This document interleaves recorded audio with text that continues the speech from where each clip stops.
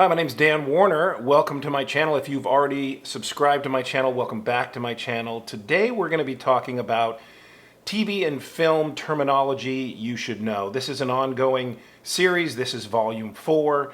And why this is important is because when you get hired and you're on the set, if someone yells out a term that you don't know or you're unfamiliar with, you're going to have to ask someone.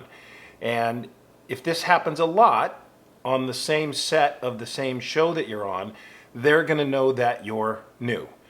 And not that being new is bad, but the more you know and the more professional you are on set, the better chance you have to either have that part be a recurring role or for them to hire you back for another project that they're doing, because the director and the producers will remember that you possibly didn't know some terms or didn't know what you were doing, thus making you new or green, and they would rather work with somebody who knows their way around. So the terminology it's important to know. So let's jump right into our terms for this video.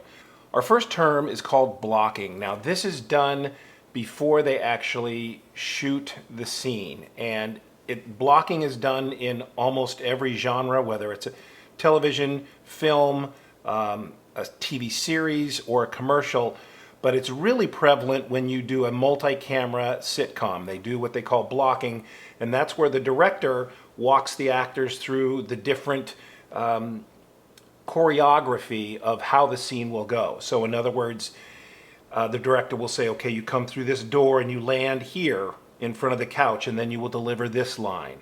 And then when you deliver this line, you need to turn to your right, and all this is very important, turn to your right and walk over to the table and turn back to your left and then address Bob or Sally or whoever your other character, and then deliver that line.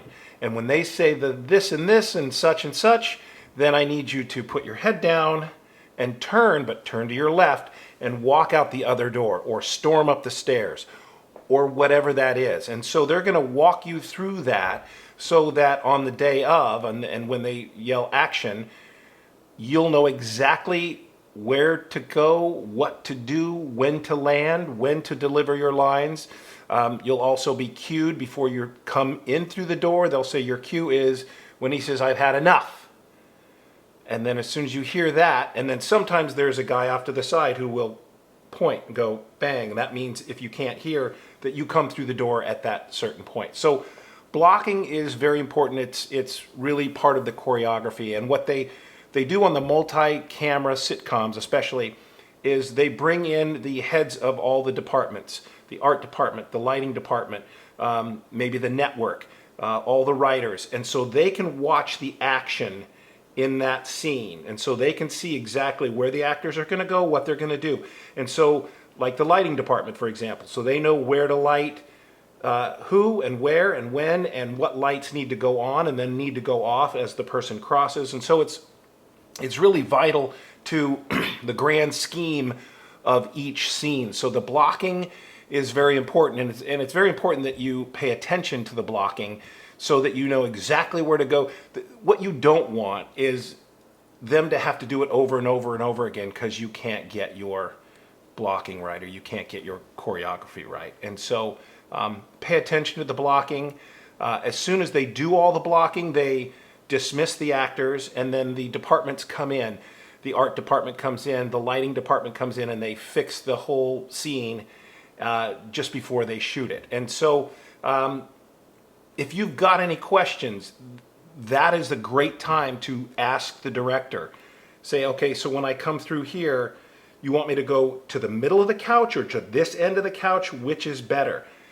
Ask those questions, because you need to know, and the cameras need to know where you're going to be. And they're going to tape off, we talked about that before, where they put little tape so you know where to land on your number 2 mark or number 3 mark or whatever the case may be. So blocking is essential. Whenever they say we're going to do blocking, that's sort of a rehearsal of how the choreography is going to go in the scene. So very important. Okay. The second term is called eyeline, and that is a cousin to blocking. Your eye line is important. It's where you're going to be looking when the camera is at you. 9 times out of 10, unless it's a commercial, unless it's an infomercial, unless it's something where you're talking directly into the camera like I'm doing now, your eye line is usually going to be off a little bit. It's going to be here, or it's going to be over here, or it may be up here or down, depending on where the other person that you're talking to is. And it's very important to have your eye line because it needs to be consistent. The continuity needs to be there. So if you have any questions about that, ask the director. Say, where is my eye line? And a lot of times, if you're off camera, they'll put a little piece of tape, like blue tape or gaffer tape, which is black. They'll put it on a spot. And so if they put it on this specific spot, you know right where your eye line is. So, excuse me, so when you come into the scene, you'll know, bang, that's my eye line. And so if there's a mark there or a piece of tape, you can be doing anything and then go directly back to the same exact spot. If you'll notice, my eyes are exactly where they were before. So if I'm doing something and I'm ready to speak and that's my eye line, there it is, because I've made a mark on the wall or the chair or a pole or wherever, so I know exactly where to look. So your eye line is important, and it's important to know where the other person is, where the other actor is. And they'll give you an eye line. And sometimes they call it, they cheat the eye line. And so if the person is sitting down there, but they've moved the camera and you need to go up there, it's called cheating. And so that's another term, but you'll cheat your eye line up. And so they'll put a little piece of tape or a mark or something somewhere so you know, bang, right to go where your eye line is. And if you ever have any questions about that, always ask. Always say, hey, where's my eye line? Who am I talking? Especially if the other actor's not there, because you don't always have the luxury of having the other actor reading opposite you during the scene. Sometimes they're somewhere else.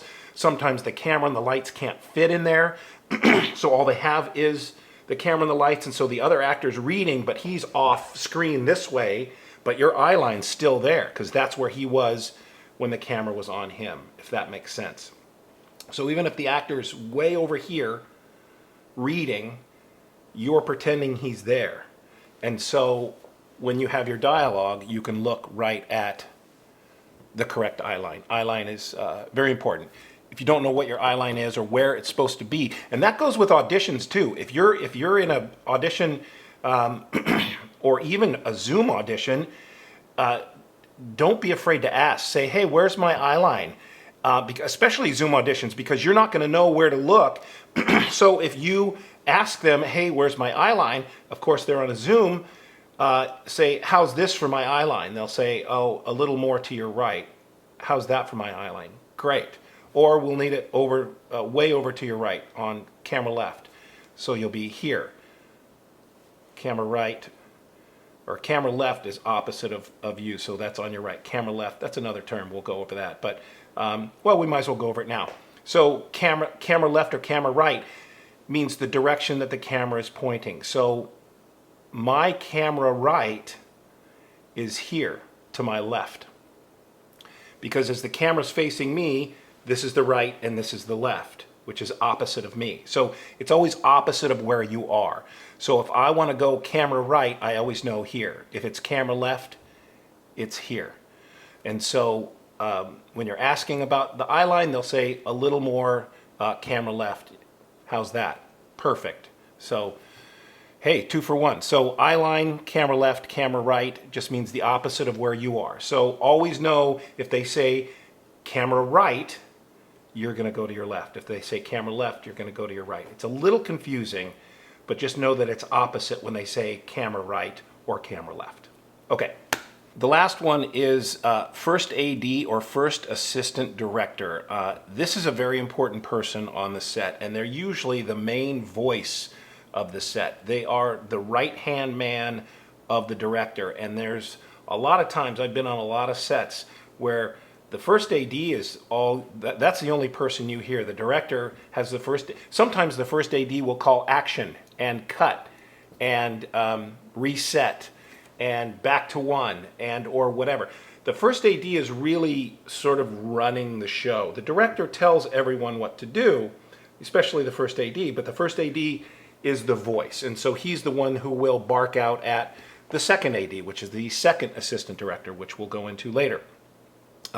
And the first AD or first assistant director usually has a second AD and a third AD, and they help coordinate everything. And so they get people to their marks, they tell everyone when things are ready, and they talk to the heads of the departments of the people on the set. So the first AD will say, is sound ready? Yes. Okay, is the lighting ready?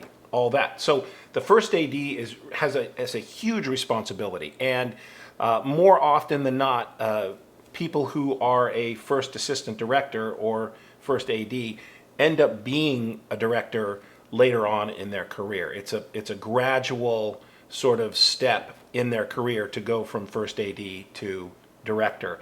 Same as a second AD, a lot of times will go to a first AD. It's sort of a graduation. And, you know, that's another reason, and I always talk about this, and that is, first of all, be friendly to everyone. But, you know, if you are friendly with the first assistant director, usually they don't have time to chit-chat. But if you remember their name and you call their name and you ask them questions, and, you know, if there's a break and you want to talk to them, it's always a good thing to get to know the first assistant director. So the first assistant director also makes decisions. And so let's say you've worked with this first AD before, and now they're working with a new director on another project, and you have auditioned for this part, and it comes across their desk and they go, oh yeah, Dan Warner, I've worked with him, he's fantastic, he was always on time and blah blah blah. So he's got the director's ear. Now he doesn't make the decisions, but he can sway a director and or producer to help you get more work. And you know, creating relationships is key in this business. And so each and every time that you work with a group of people, thank you cards, little gift cards, and they don't have to be much. A $5 Starbucks card, it's a gesture, it doesn't cost you much, but send one to the producer, send one to the director, certainly send one to the casting director. And if you've made friends with the first AD, why not? So you made money, you worked a job, so spend $25 on some gift cards and some thank you cards, and send them out, get them to people, and they will remember that and they will thank you. So okay, so there you have it. There's television and film terminology you should know. If you like this video, if you got something out of it, hit the like button down there. If you have not subscribed to my channel yet, you know, you should, because I am filled with marvelous information on television and film terminology, tips on acting, tutorials, and I'm coming here every week to share my 20 plus years of experience, 80 television shows. I just did my 111th commercial. If you've got any comments, leave them in the comment section down below. Hit the subscribe button, hit the little bell so you don't miss any of my fantastical videos that I make for you every week. I think that's it. And quite frankly, if you're still watching, then what are you doing? Click my next video, because you could be learning something instead of just watching me like ramble on like I do almost every time at the end of almost every video. Yeah, so go. Click the next one. I'm done talking.